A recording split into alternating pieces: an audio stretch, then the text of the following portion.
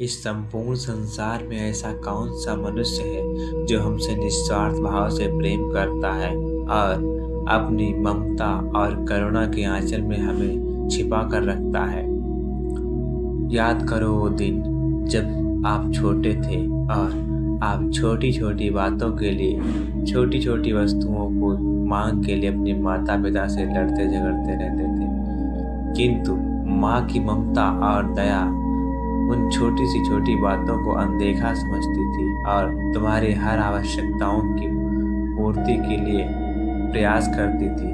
वह खुद भूखी रहती थी किंतु तुम्हें भोजन कराती थी। जब तुम दूसरे बच्चों से लड़ते झगड़ते रहते थे और उनके खिलौनों को चुरा लेते थे, तब माँ ही वो झूठ बोलती थी कि मेरे पुत्र ने नहीं चुराया, मेरे बेटे ने नहीं चुराया।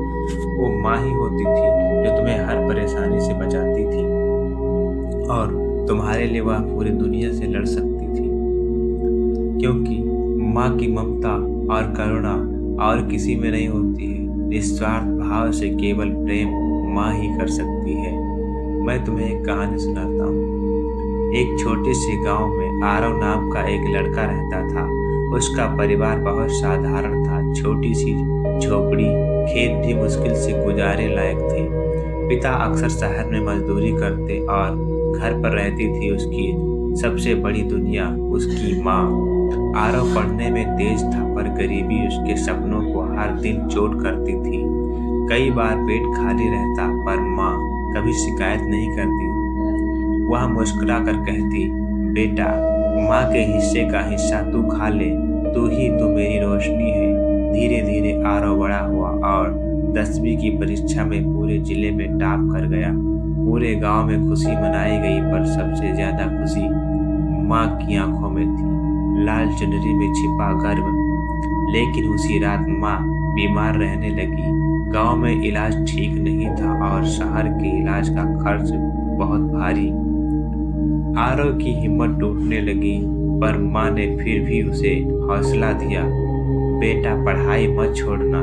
माँ का शरीर जाता है, पर माँ की दुआ नहीं जाती। उसी रात बिजली नहीं थी। घर में सिर्फ उस अंतिम मिट्टी का दीपक बचा था जो माँ हमेशा आरव की पढ़ाई के लिए बचा कर रखती थी। उसने वही दीपक जलाया और कहा, ए दीपक, आज तेरी पढ़ाई के लिए नहीं, तेरे भविष्य के लिए है। आरव उस रात देर तक पढ़ता रहा।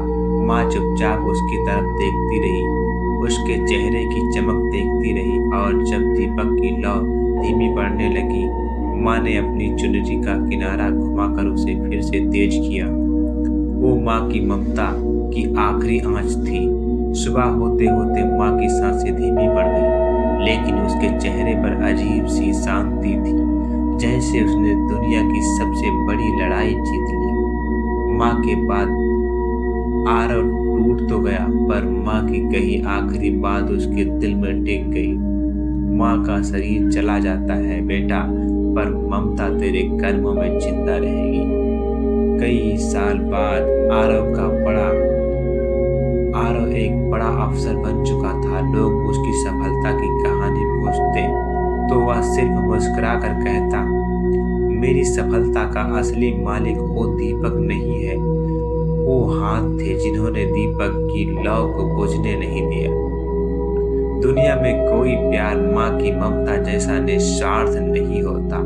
माँ अपने बच्चों की खुशियों के लिए अपना सब कुछ त्याग कर सकती है। माँ की दुआएं कभी व्यर्थ नहीं जाती।